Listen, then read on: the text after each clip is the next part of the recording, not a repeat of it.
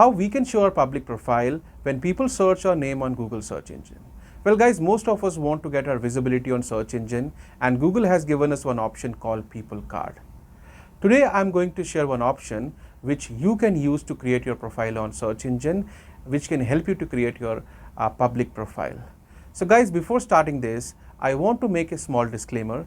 The feature is available only in India, Kenya, Nigeria and South Africa, and you can only create your public profile using English or Hindi language. Let's start. Guys, you can open google.com on your mobile browser and write add me to search or add me to Google.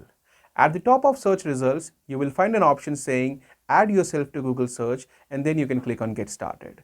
A new page will open saying that create a public profile page where you can fill your information like your name, your location, about yourself, your occupation, your work details, your education, your hometown, websites which you have, and your social profiles like your Facebook account details, your Instagram link, your Twitter link, your LinkedIn link, YouTube, and then you can add your phone number and email as well.